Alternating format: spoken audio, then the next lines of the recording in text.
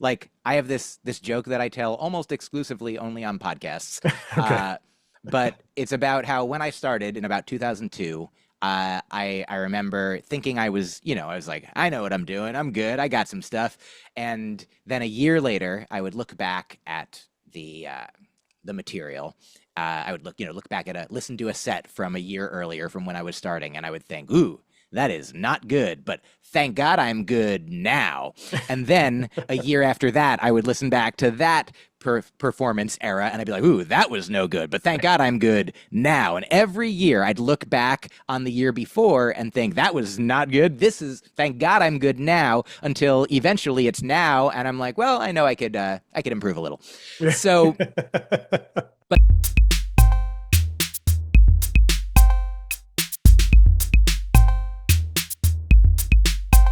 excellent. Well, thanks for having me. Hey, thanks for sitting down with me. I appreciate it. I know you're busy, you're touring right now, so this is just like a little speed bump in your week. I appreciate it, and I'm happy to be here. Of course. I'm used to seeing you with longer hair and a bigger beard, so this is kind of strange. Yeah, I understand these things. These things happen, and I appreciate your willingness to roll with the punches. Yeah, I probably I got a haircut a couple weeks ago, and so I get a haircut like a couple times a year. So you see, the result of the in betweens, and but yeah, here we are. Yeah, I mean, as you can see, I need like the most haircut going right now, but it's fine. I think I just came back from a run, so it did its job. It's like what 50? It was 62 when I ran, so it kind of did its job. I didn't have a shirt on, so that's where all the heat was.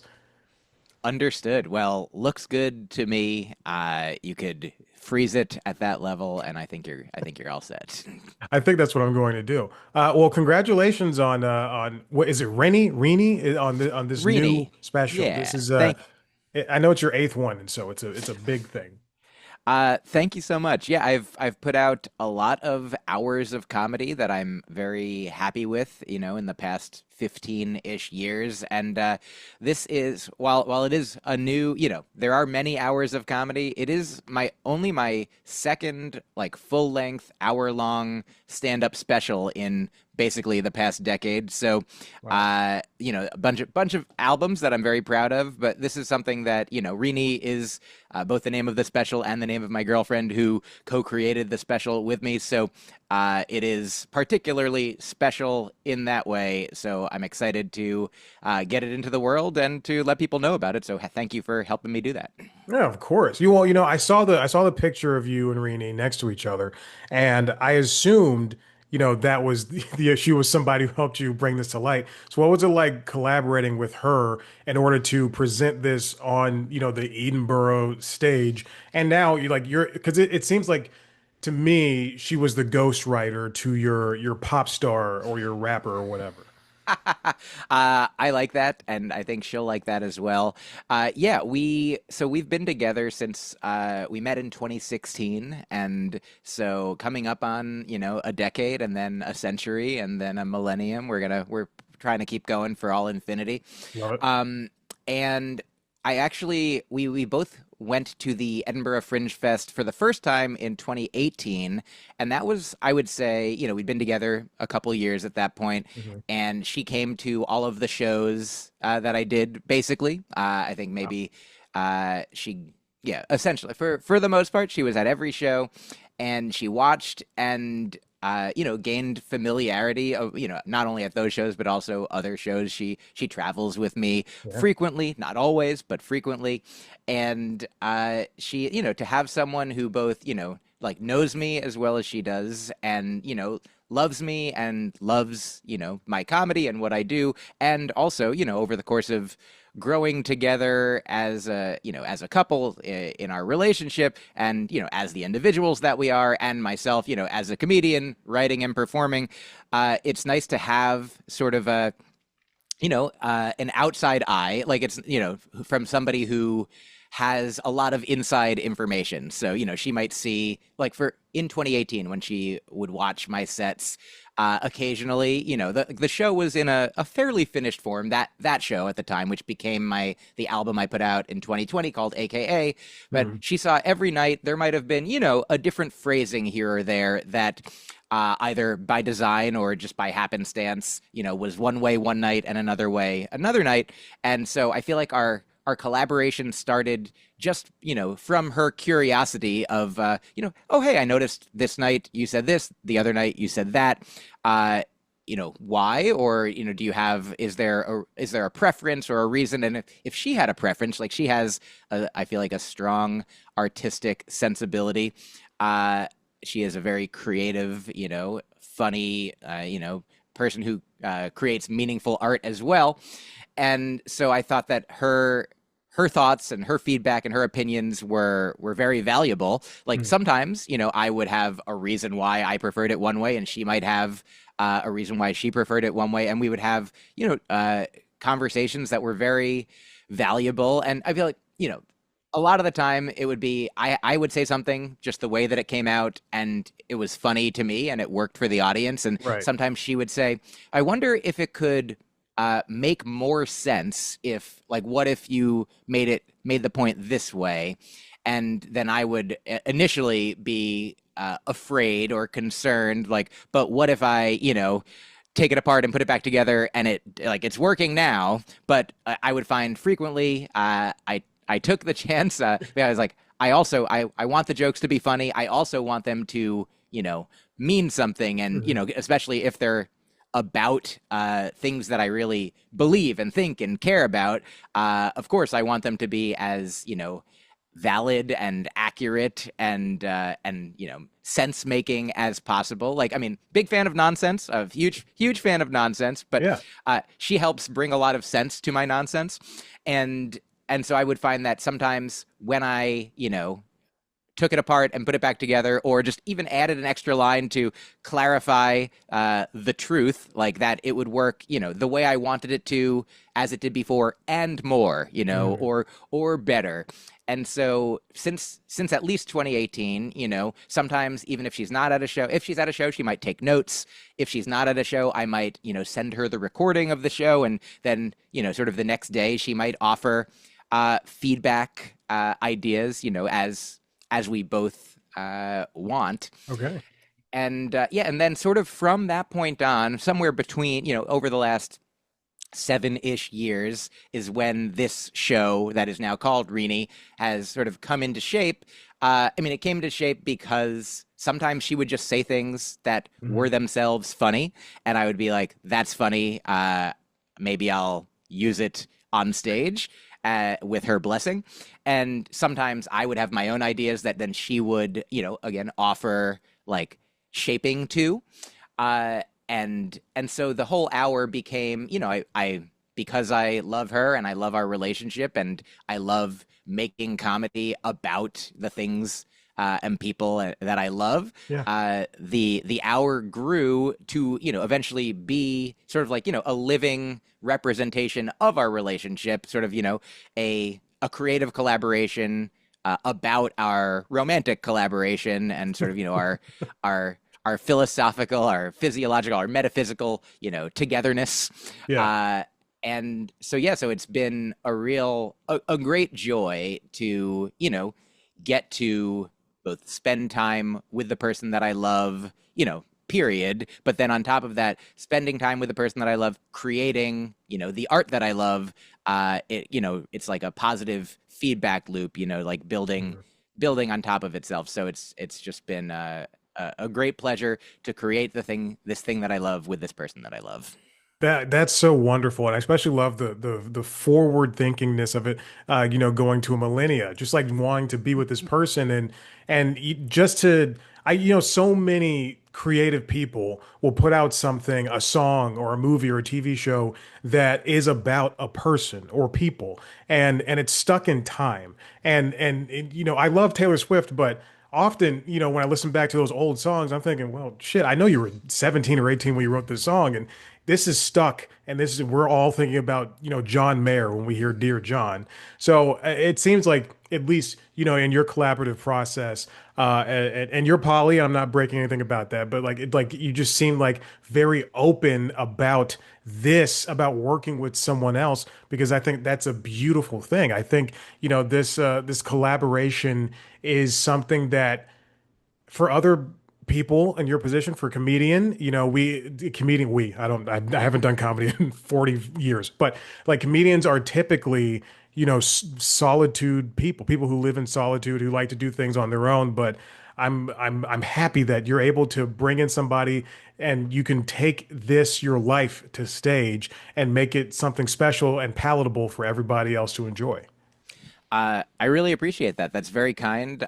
Just a couple quick thoughts about what you just said. One, you are absolutely right about who I was in the past. I will share that now and in the show. Like, I don't want to spoil too much of it. I hope Okay. that you enjoy watching it. I hope that everyone listening enjoys watching it.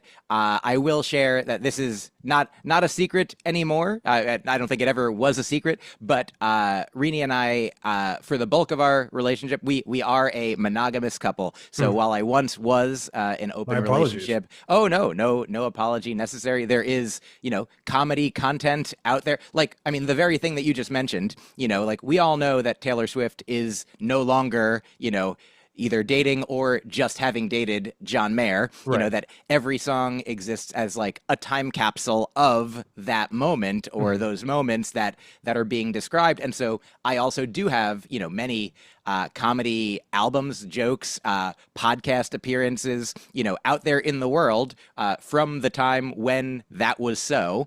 And so and if you're just coming to me, like, not everyone takes in all of my work in real time Mhm. chronologically. And, thank you to all of the Myq Kaplan completists out there who have all this information. But, if you've seen me, yeah, obviously live recently doing this show, working on this material, but certainly I'm glad to have finally, a record that will be out there and as public and current as possible. Of course, we filmed it last year. I think it, hopefully Mhm. will Right. will still hold up for as many years and decades as possible. But I'll continue to also, create more and more Mhm. art. Maybe there'll be, a Rini part 2 in the future. After we've been together another, 9, 8, 9, 10 years, Yeah. what have you. But yeah, I think that I honestly I have so many thoughts about this, and obviously, we stop me if we go over your time limit. But uh, I remember when my very first podcast. I've had a few podcasts, and my first one was called "Hang Out with Me," and I just wanted it was an excuse to invite comedian friends and comedians I didn't really even know, like, to have a conversation, to hang out, because there's a lot of people that I like. Like, this is a fun thing. You and I are hanging out right now. Like, we've never had a conversation, Right. Yeah. like, certainly of this like quality or quantity in the past, and now here we are because a podcast is a thing, because Mhm. the technological society that we live in operates like this, and this is one of the beautiful ways that it can manifest. I remember it was 2012 when I started doing that podcast, I believe, and I had the idea that I was like, I want it to be evergreen. I didn't want to be like talking about current events. Mm. Because I imagined, what if somebody finds this podcast in a year, in 5 years, in 10 years, and they want to listen to everything, and they're like, oh, they're talking about Mitt Romney running for president, Right. or what have you. And so that was my thought at the time, and I do think there's so many ways to both do comedy and to do podcasting and to create art, and like some amazing, obviously there's great works of literature that stand the test of centuries. People are still reading Shakespeare, people are Mhm. still engaging with the Canterbury Tales and Beowulf and such.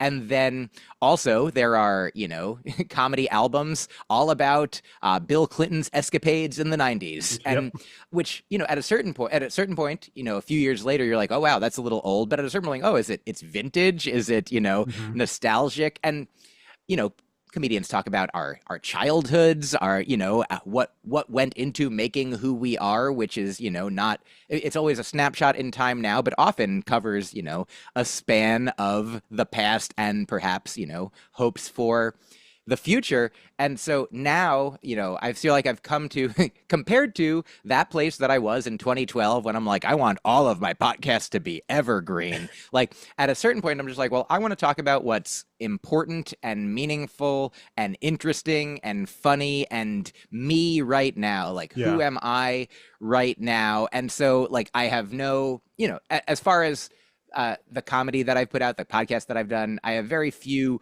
regrets. Like if I said things that I wouldn't say now, I'd be like, oh yeah, I wouldn't say that thing now. Maybe I've learned and grown, and maybe society has learned and grown. But definitely, I feel like having grown from a place where I thought that the best way for me to do it then was to only talk about timeless things. Yeah. In some ways, it sort of evokes. There's there's this musician I love named Dan Byrne, and he has a song called "New American Language," and one of the lyrics in that song is I think it's I said, love, love, love is everything. Or she said, love, love, love is everything. I said, okay, yeah, whatever. She said, what does that mean? I said, yeah, but it's good to have a backup plan. And then at some point, let me say, getting to the lyric where somebody says, loving everyone is the same as loving no one. I think he says, I think I love everyone. Maybe I love everyone. And she says, well, isn't that the same as loving no one? And he says, okay, yeah, whatever. And I want to try to be as thorough as possible about Hmm. how that makes me feel. Number one, I do I think that loving everyone is different and better than loving no one. I mean, even if they add up to the same results, which I don't think they do, Hmm. in that of course, you can't spend all of your time on everyone, because what does that even mean? Like right Right. now, it's you and me, a little Yeah. later, it'll be me and another podcaster a little later, so I am still polyplatonic and polypodcastic, but I don't only do one podcast, but I do have one romantic monogamous relationship. Yeah. But the idea of I don't know if you're familiar with this concept of in Buddhism, I've been learning about recently. Mhm. There's a definition of love, and when you love someone, what it means is that you wish for their happiness to increase.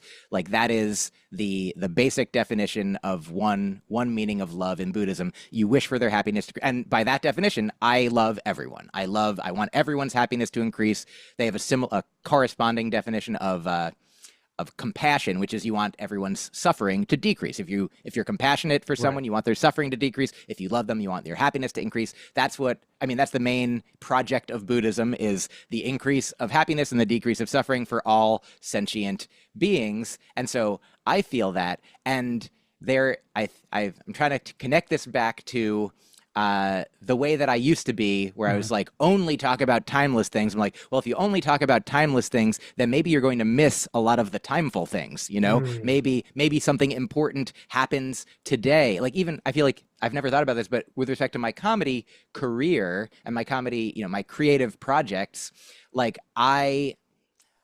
it's not that I mean, I haven't chosen to talk about like, the politics news of the day, not specifically because I'm like, oh, if if I talk about, like jokes take a while to sort of, ripen, and the news cycles so fast that, by the time like I've perfected my joke about July of 2025, and now it's, 6 months later, and Yeah. like that news story is gone. I mean, I think it's beautiful when a thing happens in the moment, in a room, in a day. Like if I think of a joke, I will tell it, Mhm. even if it's only ephemeral, even if it's as impermanent as, one news cycle, one moment, one show. I think those are some of the most beautiful moments of any show. And maybe those will be things that stick with people forever, or maybe they'll be things that nobody remembers after that instant, but it was, real and true and meaningful in that moment, which is all to say, my next hour will be a lot of jokes about Bill Clinton in the 90s.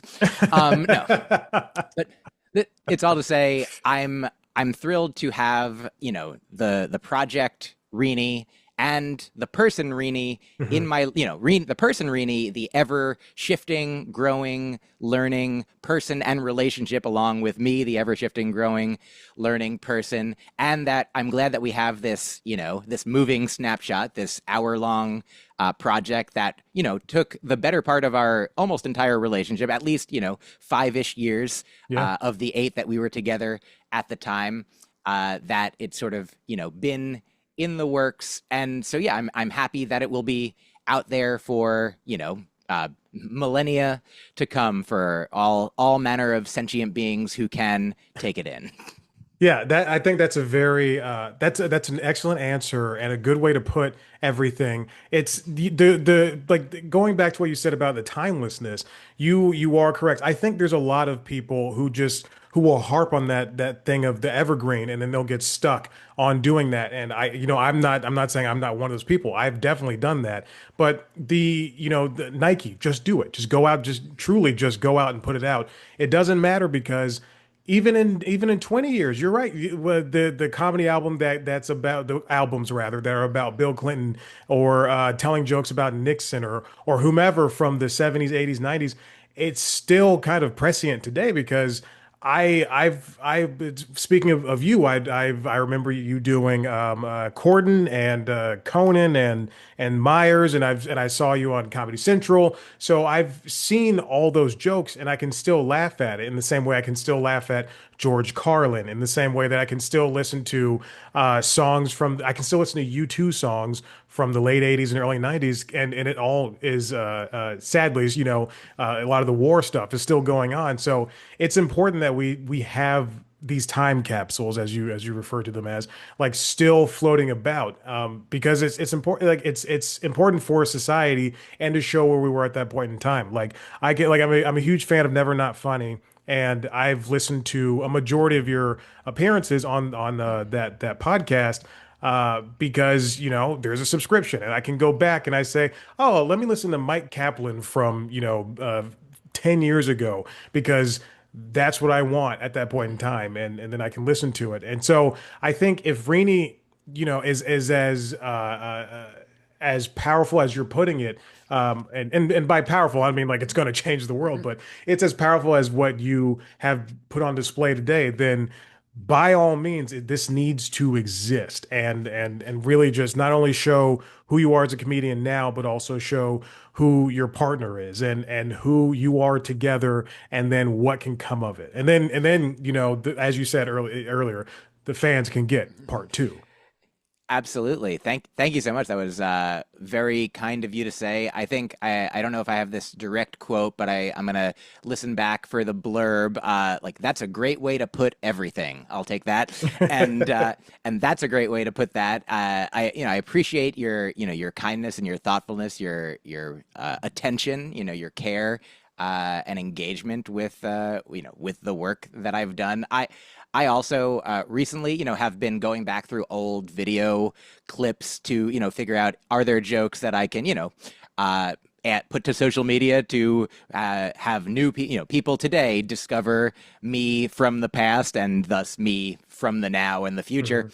And it is interesting to see, like, I just looked back at my very first TV appearance was in 2008, and it was on Comedy Central's Live at Gotham. And one of the jokes that I told was about gay marriage and how I was living in Massachusetts at the time. And Massachusetts at that point was the only place that gay marriage was legal. Mhm. And so in the joke, I say, in Massachusetts where I live, gay marriage is legal, but other people are thinking these things. And so that's an interesting thing to see, like societally, to, be if there are people, I mean, I hope that gay marriage continues to like be the law of the land, and at who know, this will be perhaps a weird time capsule where Yeah. back and forth in time and space, being like, what rights do people have, what laws exist, and so that's something that, oh, it's so interesting. Like, yeah, like if I watch an old Carlin or Lenny Bruce. Like sometimes you might need, footnotes to be like, what was going on in society at the time to, for Lenny Bruce in particular, to be like, what is he talking about? Mhm. And, like if you go back far enough, you want to read Beowulf, you need to know Old English, and that's Yeah. not what we're speaking right now. So of course, time progresses in ways that time progresses in ways. I'll leave it there. Um, but yeah, I'm excited that it's so interesting to continue to, I just turned 47, and I have friends who I've known for 30 plus years, and that's something that wasn't true when I was in my 20s because it Right. was impossible. And now like I'm older than more of the population than I'm younger than, I learned, and that's been for almost the past decade. I heard at Whoa. 38, when I turned 38, that was the age at which half of the US population is younger, half of the US population is older than Whoa. 38, and perhaps it could be, give or take at this point, because I haven't checked that stat in 9 years. But uh, it's so interesting to, the way that great works of literature, great works of art, there are people who read a book when they're a teenager and it really impacts them powerfully, and then Mhm. they revisit it perhaps in their 20s and or 30s and or 40s and or 50s, and like the art is the same, like the words are the same, the images, whatever it is, but because you're looking at it, you have grown, you have changed, you're looking at it from a different perspective. Maybe you related to the teenager in it when you were a teenager, and then you relate to the parent when you're a parent, or what might it be. And so it is fun to think about a body of work. I'm here's a related thing. When Mhm. I put out my first album, recorded in 2009, and it came out in 2010. And then in 2012, I recorded my second album, and there was an opportunity. I would then record my first hour special in 2013. And I was talking with a friend about whether, because by that point I had now a couple hours worth of material such that the Right. second album and the special could be either, like, if I had 2 hours to choose from, I'm like, should I make it just the album and the special the same, like edit out, like, just make it the most powerful stuff that like the funniest, the most, and just, Yeah. save the other stuff for later. But just, should I just try to have it be like the best of the best? And my friend shared with me what he said was a quote from director, writer Michel Gondry, who I think did like Eternal Sunshine of the Spotless Mind. Um, and the quote was something like, it was the spirit of it was, quality fades, quantity doesn't. Mhm. And that is to say, like, if you make one great work of art, I mean, obviously, if you make one great work of art, incredible. That's more than zero. Yeah. But to my question of, should I have both of these be the same, or should I do an album that is different than the special? And he's like, if you can do an album that's different from the special and you like it, if you like all of the jokes, if you like all of the material, why not have 2 hours out there? So I think we made the album. I made the album 45 minutes, and I made the special an hour, and it's an hour and 45 minutes of different material that's out there that I'm very happy to have. I've another friend who watched the special and told me that one of his favorite jokes was a joke that I would have extracted if I was only going to have it be an hour. I was like, this is one of the jokes that I would have removed. He's like, well, that's my favorite one. So we never know also, how our work, how our art is going to, affect another person. Right. Like, we can only, it's our, task to come up with what we think is the best and what we want to put out there. And Mhm. then once it's out there, like, everyone else gets to engage with it, like, sort of symbiotically, and like, sort of a call and response, a duet of sorts. Right. And so yeah, so I'm excited that even some of the stuff that I'm like, if I listen to it or if somebody else listens to it, I'm like, oh, this is a little dated. Well, if something's dated, then that means that you've grown. That Right. means, like, I have this joke that I tell almost exclusively only on podcasts. Okay. Uh, but it's about how when I started in about 2002, I remember thinking I was like, I know what I'm doing. I'm good. I got some stuff. And then a year later, I would look back at the material. I would look back at listen to a set from a year earlier from when I was starting, and I would think, ooh, that is not good, but thank God I'm good now. And then a year after that, I would listen back to that performance era and I'd be like, ooh, that was no good, but thank God I'm good now. And every year I'd look back on the year before and think that was not good. This is, thank God I'm good now, until eventually it's now. And I'm like, well, I know I could improve a little. So, but the great news is, like I was a little baby, I was a little child, comedian learning how to do it. And there's this artist, writer, comic creator, teacher named Linda Barry, who I love, who in one Okay. of her books says, how old do you have to be to make a bad drawing? And because you never look at a child's artwork and think, hey, where's the shading? How Yeah, about some perspective? You're like, wow, you're two, incredible. Let's put it on the fridge, right? But at exactly. what age does self-consciousness kick in? I mean, Mm, maybe in adolescence, perhaps, but the way I think most adult artists, strive to work, many, I would say, strive to capture sort of the non-self consciousness, the childlike, flow state wonder of just or the Nike, as you added, the just do it of it all, yeah. and just like put it out there and, make it. And then later, you can always disavow it later, but you can always look back later and be like, wow, look at what child me made. Look at what younger me made. And it's wonderful to look back and feel, if you feel embarrassed, if you feel ashamed, if you feel cringe or worthy of cringe, like then what that means is that where you are right now, you like Mhm. better.